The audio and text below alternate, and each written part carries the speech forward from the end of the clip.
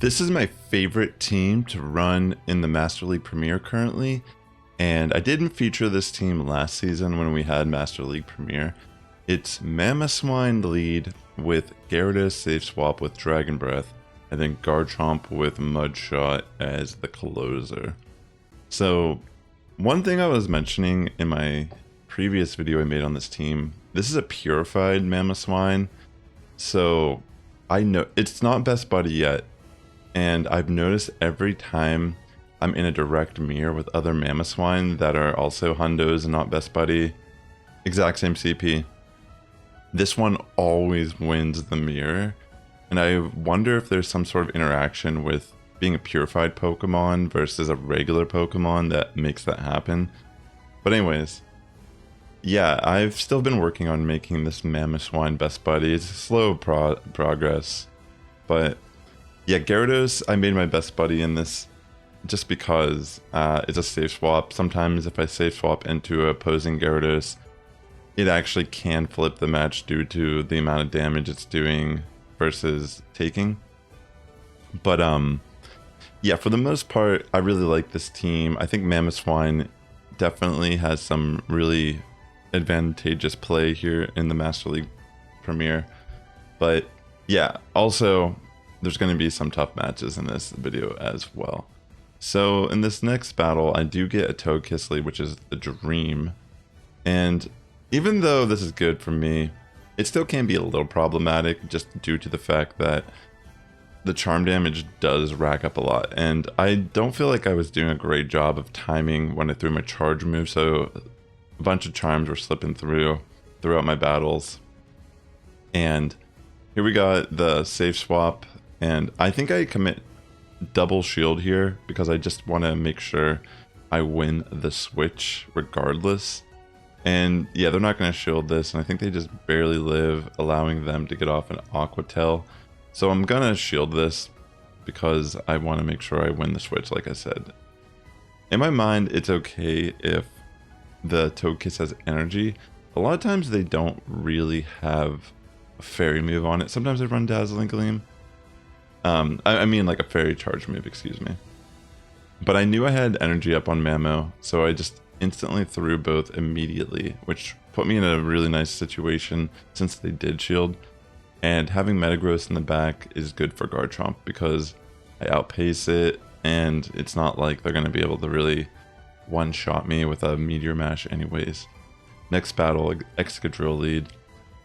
Not too shabby. I mean, in this scenario, it's good because I can at least take one Drill Run or Rock Slide to the face while threatening shields or just removing Excadrill altogether from the field with Avalanche. So as you can see, I'm going to take one, even though Excadrill does outpace Mamoswine to its move, because I can actually afford to be hit with one of these moves, it does actually put me ahead in this matchup. And honestly, that was a really bad call on my end.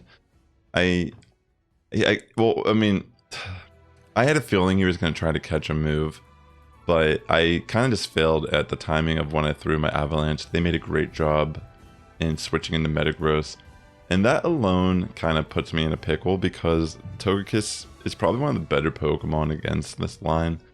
I mean, granted, it's not impossible to take down with Gyarados and Mamoswine together, but because I'm Dragon Breath Gyarados, it's a little more difficult to use. So as you'll see, on top of them catching the Avalanche, they get the boost here at the end, and that's just pretty much going to be game.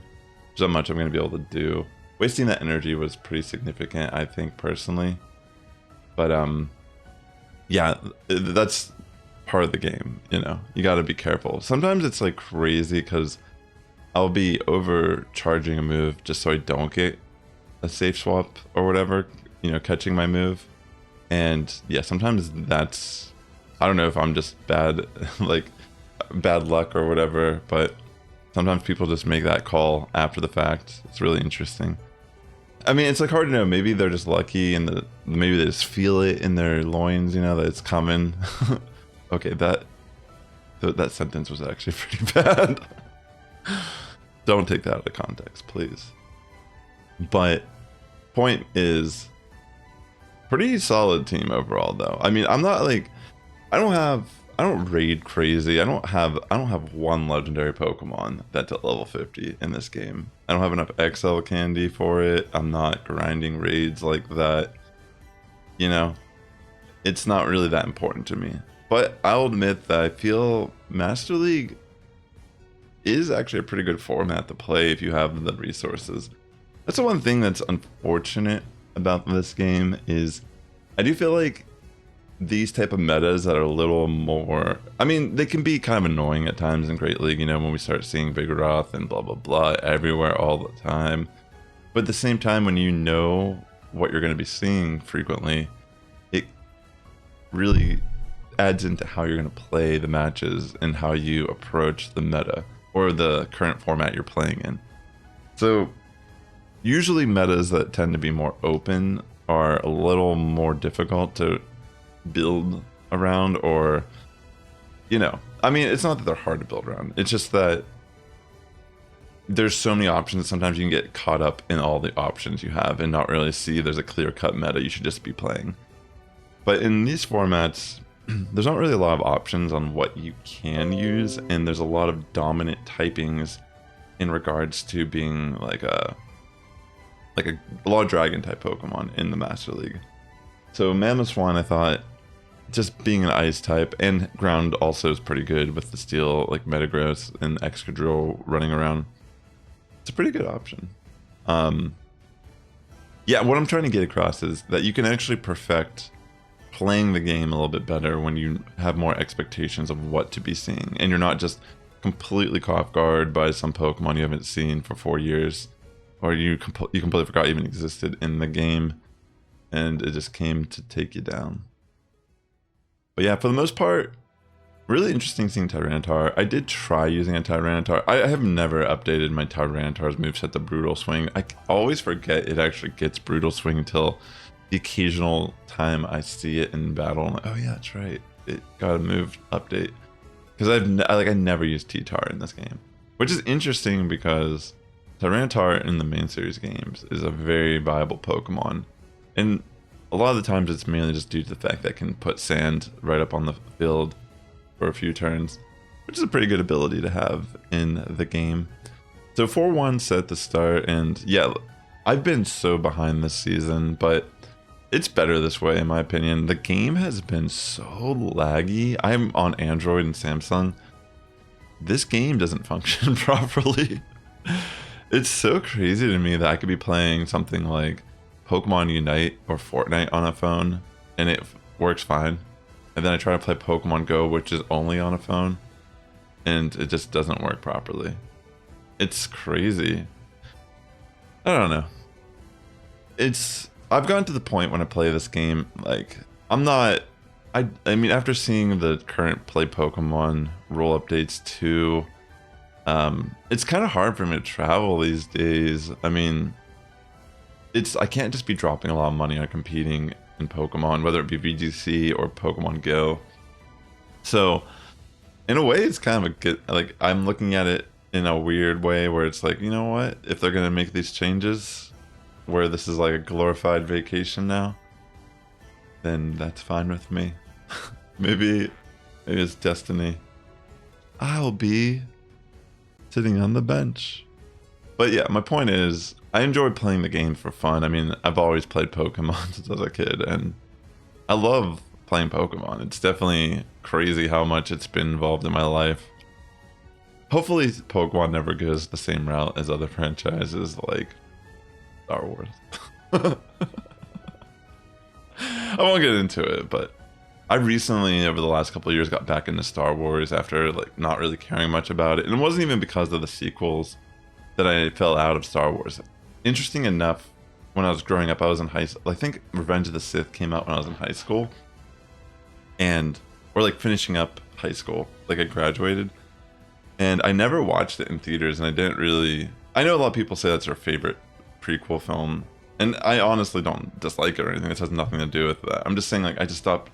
I used to be obsessed with Star Wars when I was a kid. I actually got into stop motion animation and filmmaking due to Empire Strikes Back and the original trilogy. Watching those all the time on repeat. When I would always put on like I think Empire Strikes Back was my go-to, but I put on a Star Wars movie to fall asleep to pretty much every night on a VHS. And nowadays, it's not even like, it's just that the people want a story that's consistent. And for some reason, since Disney's taken control of Star Wars, it's like it's actively trying to remove what George Lucas did. Anyways, getting on a tangent here. If you're a Star Wars fan, let me know in the comments, because I honestly could probably sit here for hours and talk about the state of Star Wars. But man, my generation just gets hit hard with nostalgia. It's crazy. Like, you could just, the fact that, I don't know, it's kind of an interesting thing. I guess the point I was trying to get across with like the competing and Pokemon being like a nostalgic part of my life, where it's like, oh, it's a Pikachu. Oh my gosh, I remember my first Pikachu. You know, it's like, it's a fun game to play, but I'm not going to get to the point where I'm like getting mad at this game. Like, if the game's not working properly, I'm not going to play it. If my watch time on my YouTube is going down, if my views are going down, if I get knocked out of the algorithm, I've just stopped caring about that stuff entirely.